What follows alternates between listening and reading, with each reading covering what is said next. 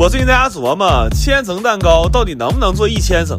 我找了个教程一顿神算，发现只要厨房举架够高，这事儿没啥难。但是当我干上之后，我发现我少算了一个变量，就是能力。我看那老师1分钟能烙好几张饼，但我们2分钟只能烙出3张饼。那么也就是说，不吃不喝不尿尿，光烙饼皮就得30个小时，要全做完就得50个小时不合眼，那还吃啥蛋糕啊？那不他妈直接吃席了吗？后来就决定干到明天早上新突突，看看到底能干出多少层。完干的着急，就决定不夹馅了。我们给榴莲都吃了，好家伙，第3天打嗝还反味呢。然后分了2个转台抹奶油，寻最后再合一起，这样能快点。他俩干的吧，还像那么回事儿，但我俩干这个怎么看怎么跟小胖连线啊！这也就是自己家吃，这要出去卖去，别说给钱了，都能给我2个大逼斗。后来我俩实在不招人待见，就打奶油去了，打了一宿，越打越上头，早上胳膊都不一边粗了。当时直播间还有人计时呢，打一盒奶油大概30分钟，我弟都看懵了。他说别人打奶油用的都是大臂发力，咱家不是啊，咱家全靠2臂。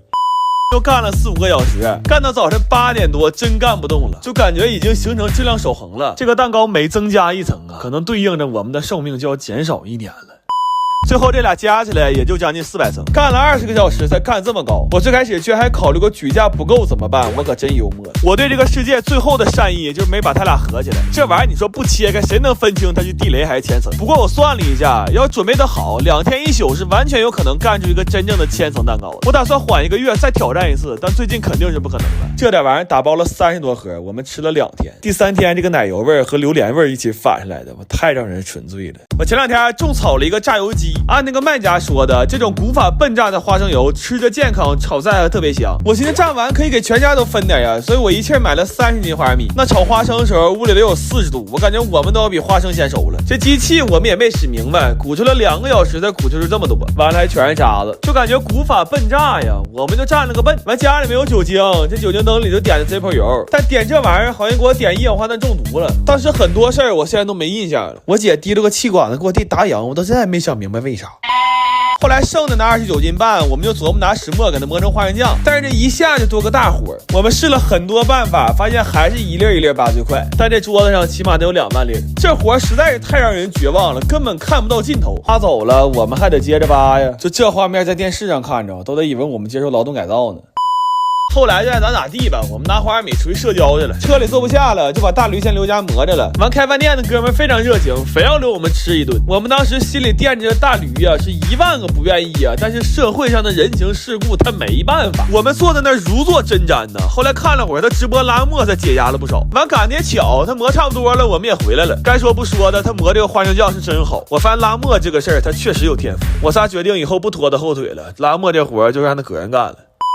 完剩了点花生，就连之前剩的芝麻一起做酥糖了。DL 自己磨了1宿的花生酱，我们必须得重视啊！拿它做了一个超大锅的海鲜砂锅粥。这1天1宿啊，花生油未遂，花生酱还给吃没了。从520干到521啊，难以想象啊！520这么好的日子1宿不睡，居然是因为拉磨，我掐了。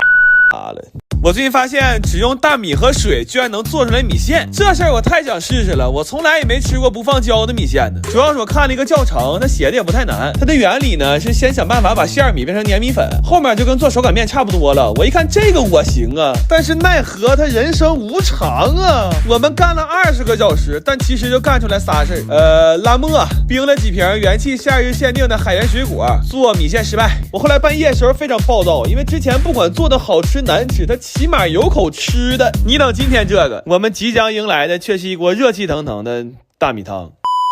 后来我仔细研究了一下这个教程，我发现这个傻作者好像是卖米线的，但是好在有粉了。我睡醒之后又研究了一下大姨和花花的教程，这回明显靠谱多了，但问题是它粘性够了，胶性不够。下锅之前都可好了，但一煮就碎了。后来我们又翻到了一个金点子，说把米饭蒸熟了，打成团的压面条。家里倒是有蒜捣的，但没捶2下，小胖就掉凳了。后来就拿地也捶去了，但是时间太晚了，怕这么捶把楼下老太太捶没了。然后为了减少地板的共振，就把我弟垫蒜脑底下了。但是这样有可能老太保住了，地没了，所以这个金点子我们也放弃了。看着这段直播的人，那纯属是掏上了。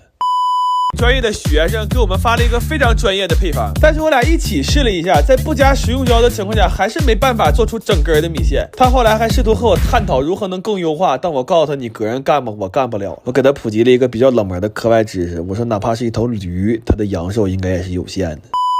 做了2天2夜，我们到底还是没能只用大米和水做出一份米线。第3天上午，我们把这2天失败的米线都打扫了，做了3天2宿，做出一锅骨汤大米粥配肉酱。那赶小胖讲话了，我们本来是想做全网最真实的美食博主，但现在最多算是个最真实博主，我们做不出美食来了。